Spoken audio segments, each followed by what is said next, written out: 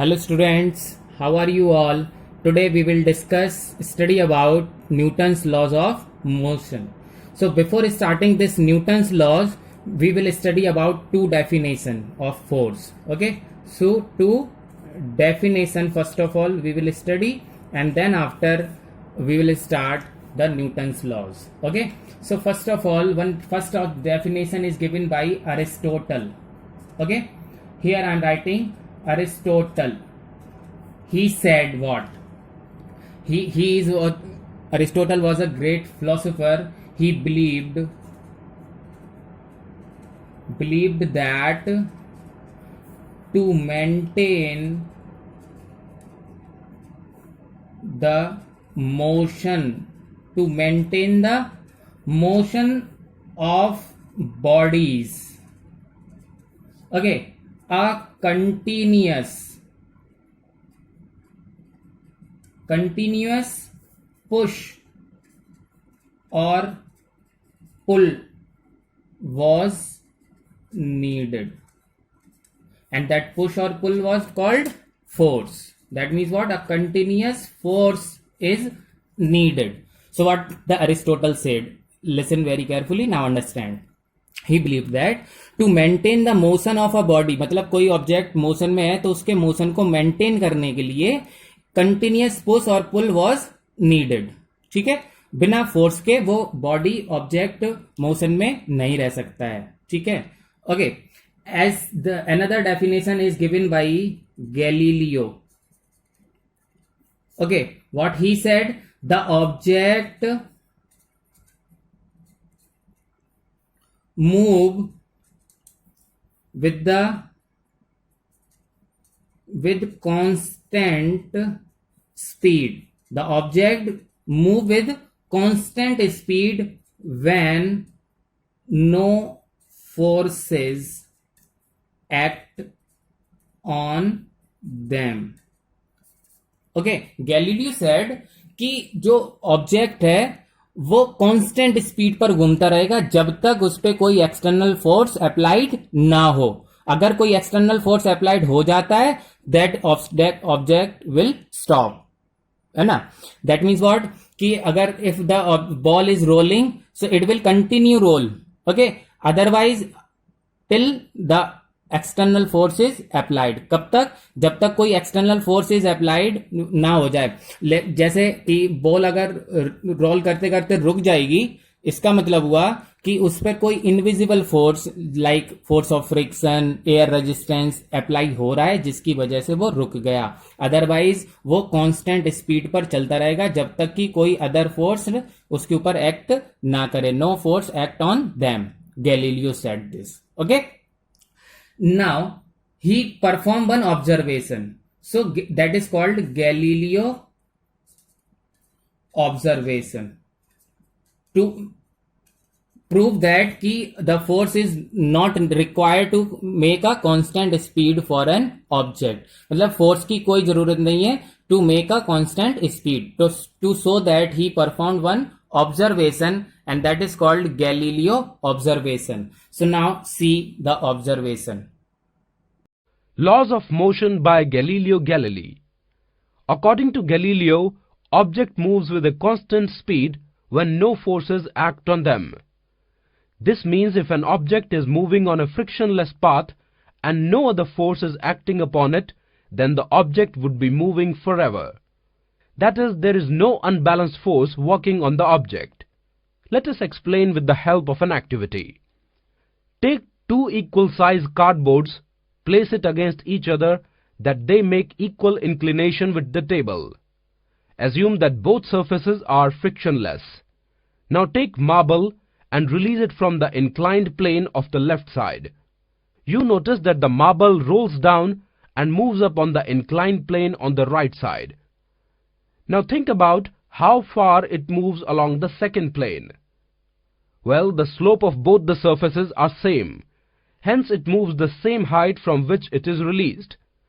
Now decrease the inclined plane on the right side and release the ball again. What do you see? It traveled large distance to reach the original height.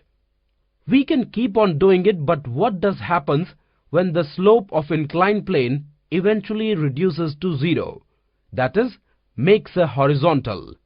The marble will continue to travel forever until it reaches its original height. But it is impossible because all ideal conditions should be zero. Observation. Okay, after seeing the observation, what the Galileo conclude? So Galileo conclude क्या? That an unbalanced external force is required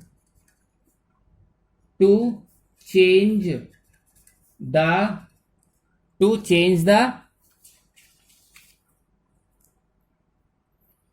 motion. Okay, to change the motion, but no force required. Okay, no force is required to sustain the motion. Now think about. देखना, ये दो बातें हैं. इसमें क्या लिखा है कि यहाँ गैलीलियो ने जो ऑब्जर्वेशन अभी हमने देखा उसमें हमें ये पता चल गया कि एक अनबैलेंस फोर्स, कोई एक्सटर्नल फोर्स रिक्वायर्ड है टू चेंज द मोशन. अगर वो ऑब्जेक्ट मोशन में था तो उसको रोकने के लिए एक अनबैलेंस फोर्स की रिक्वायरमेंट है, लेकिन कोई फोर्स नहीं रिक्वायर्ड है to required sustain the motion. Sustain का मतलब किसी ऑब्जेक्ट को मोशन में रहने के लिए किसी फोर्स की कोई जरूरत नहीं है. But Aristotle what said, he believed that कि maintain a motion a continuous push और पुल वाज नीडेड.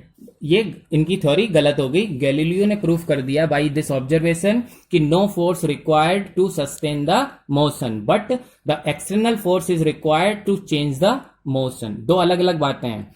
ऑब्जेक्ट को के मोशन को चेंज करने के लिए तो फोर्स जरूरत है, बट ऑब्जेक्ट के मोशन को कंटिन्यू रखने के लिए फोर्स की कोई जरूरत नहीं है. अंडरस्टैंड?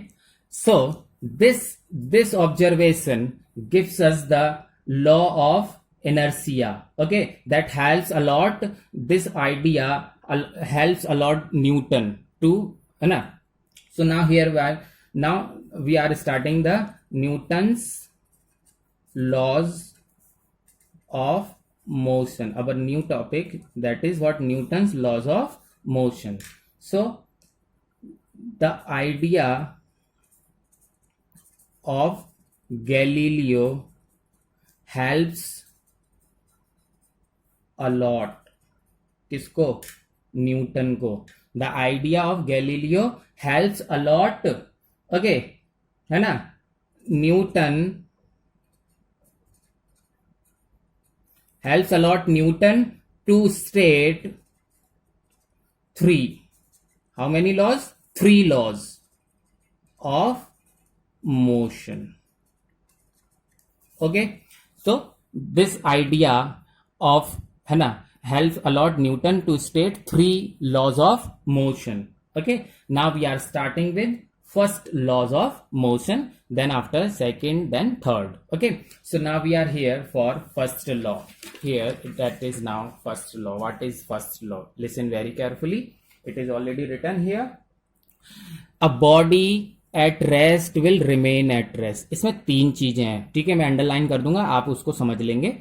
ये डेफिनेशन बड़ी सी लग रही है लेकिन समझना आसान है. Okay, so think about a body at rest will remain at rest. पहली लाइन तो यही हो गई. ठीक है, a body at rest will remain at rest. That means what? For example कि if this body at rest will remain at rest. ये जब तक कोई एक्सटर्नल फोर्स इस पर नहीं अप्लाई होगा तब तक ये रेस्ट पर ही रहेगी, है ना? Without an external force this will not change its place. Okay, so the first line is what? The body at rest will remain at rest. Okay, understand? Now the second, the body in motion will continue in motion. The body in motion will continue in motion. And if an object is moving continuously, अगर कोई ball चल रही है, move कर रही है, so it will continuously move until an external force, unless it is compelled by an external force. मतलब कि कोई बॉल अगर रोल कर रही है तो it will continue rolling till then friction force and air resistance, जो इनविजिबल फोर्स है वो उस पर अप्लाई ना हो उसको रोकने के लिए, तब तक वो चलती रहेगी.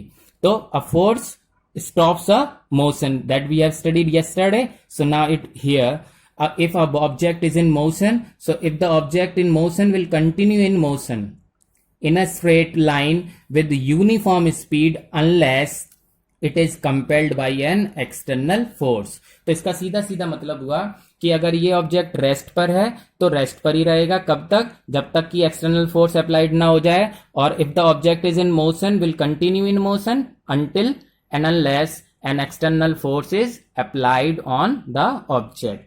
ठीक है, समझ आई बात? So this proves this shows three things.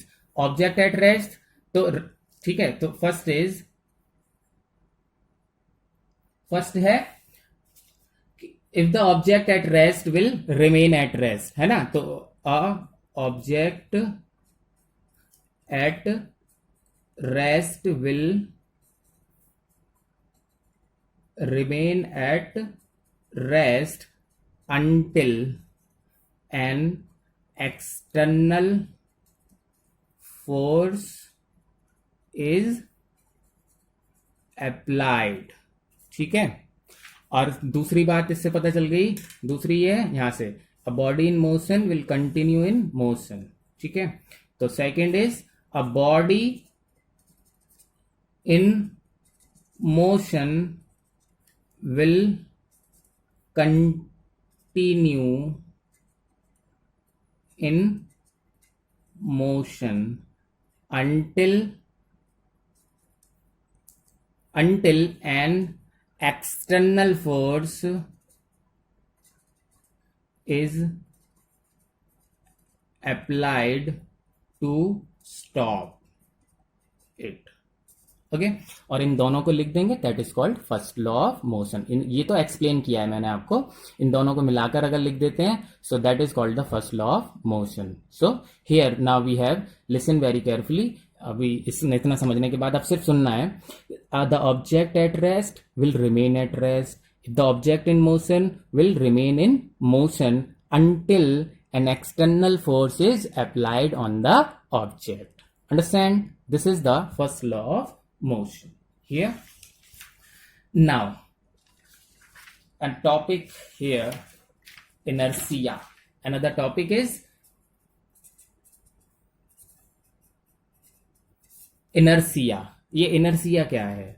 ठीक है, फर्स्ट लॉ तो समझ गए हम, अभी पहले इनर्सिया समझते हैं. सो एक इनर्सिया क्या है कि अगर कोई ऑब्जेक्ट रेस्ट पर है तो ये इसकी इनेबिलिटी है कि वो अपने आप अपनी पोजीशन को चेंज नहीं कर सकता है. ठीक है, ऐसे ही अगर कोई ऑब्जेक्ट मोशन में है तो वो चाहता है कि वो उसका मोशन में ही रहे, वो अपने आप को रोक नहीं सकता. So that means what, inertia is what, a property of an object.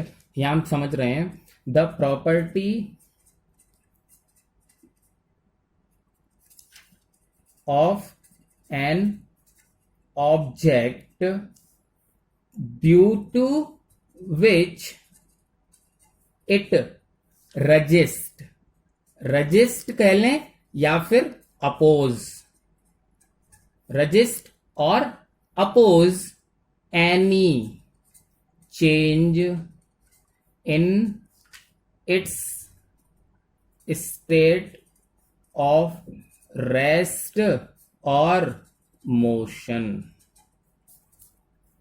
समझना इसको हिंदी में, ठीक है, कि क्या है, द इनर्सिया एक प्रॉपर्टी है किसी ऑब्जेक्ट की जिसकी वजह से वो रजिस्ट करता है, मना करता है, अपोज करता है अपने अंदर रेस्ट के. अगर रेस्ट में है तो रेस्ट में ही रहेगा, चेंज करने को मना करेगा. अगर मोशन में है तो मोशन में ही रहेगा, रजिस्ट करेगा चेंज को. So resist the any change in its state of rest और मोशन. अगर रेस्ट में है तो रेस्ट में ही रहना चाहेगा, चेंज को रजिस्ट करेगा. और अगर मोशन में है तो मोशन में ही करेगा, रजिस्ट को मतलब चेंज को रजिस्ट करेगा. समझ गए इतनी बात? तो अब डेफिनेशन लर्न करते हैं. So the property of an object due to which जिसकी वजह से वो ऑब्जेक्ट अपने अंदर, अगर वो रेस्ट में है तो रेस्ट की पोजीशन को चेंज करने को अपोज करेगा, अगर मोशन में है तो अपनी उस मोशन की पोजीशन को, मोशन को रजिस्ट करेगा चेंज करने, any change in the state of rest और मोशन। ठीक है, इसको आज ही समझेंगे। तो this is what the definition of inertia. So let suppose कि दिस ऑब्जेक्ट है ना, जैसे क्या है कि अगर मेरे पास ये फोन रखा है, ठीक है, तो अब अगर मैं इसको फोर्स लगा रहा हूं मूव करने के लिए और ये नहीं मूव हो रहा है, ठीक है, that means what, it resist the state of rest, इस रजिस्ट एनी चेंज, मतलब अपनी रेस्ट की पोजीशन में कोई चेंज करने को ये अपोज कर रहा है, दैट इज कॉल्ड इनर्शिया। ठीक है, तो बहुत बार ऐसा होता है कि हम फोन तो मूव करते हैं और मूव कर जाता है, लेकिन कोई भारी टेबल है, हल्के फोर्स से मूव नहीं होती है, ये वाली टेबल नहीं मूव हो रही है, that means what, more mass more inertia, less mass less inertia, that means what. Okay, so inertia, जो इनर्शिया होता है, इनर्शिया डिपेंड्स अपॉन मास। ठीक है, तो जो इनर्शिया होता है वो मास के ऊपर डिपेंड करता है। Heavier object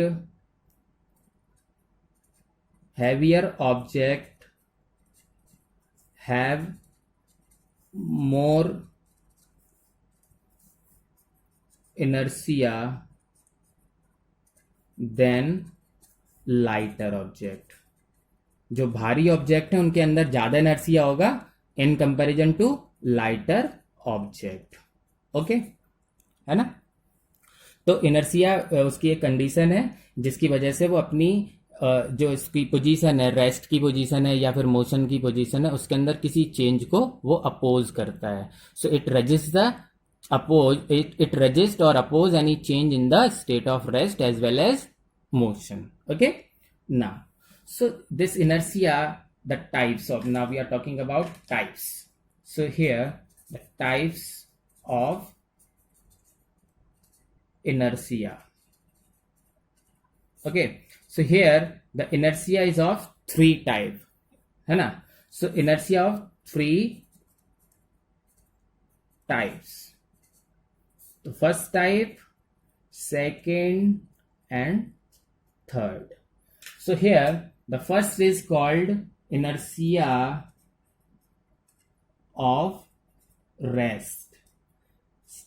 Second is inertia of motion, and third is inertia of direction. ठीक है, अब तीनों को एक एक करके समझेंगे। ठीक है, now here we are talking about the first type, that is first is inertia of rest. अभी हम इनर्शिया ऑफ रेस्ट का मतलब, अगर वो ऑब्जेक्ट रेस्ट में है तो रेस्ट में ही रहेगा, रेस्ट की पोजीशन में चेंज अगर हम करना चाहेंगे तो उसको वो अपोज करेगा। For example, you are sitting in a bus, okay, so you are sitting, the peoples are sitting in the बस।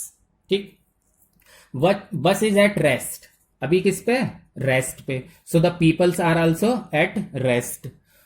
Suddenly if the bus starts, ठीक है, तो बस से स्टार्ट हो गई तो बस तो आगे जाएगी, but the people those who are sitting in the bus due to inertia of rest will remain at rest, वो चेंज नहीं करेंगे, सिर्फ बस आगे जाएगी और बस के लोग जो हैं वो resist the change in the position of rest, that is ना इनर्शिया ऑफ रेस्ट। सो ये जो रेस्ट में है ये रेस्ट में ही रहेंगे, बट बस आगे चली जाएगी, तभी तो bus moves forward and the people backward.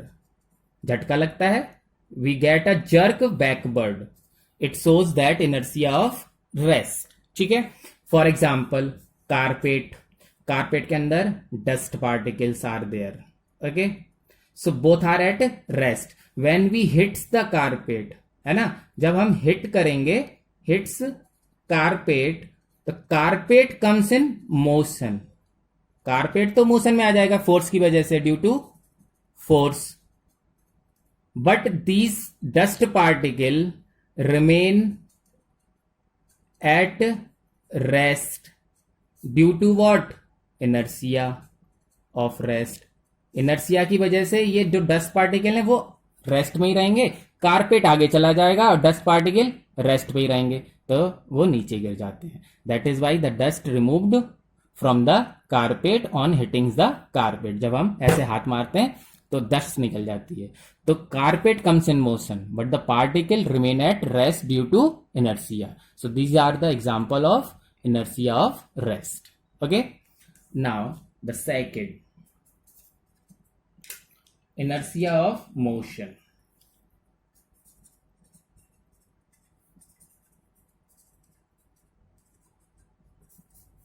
अब ये क्या है? inertia of motion. If the object in motion will remain in motion, है ना? यही तो हुआ.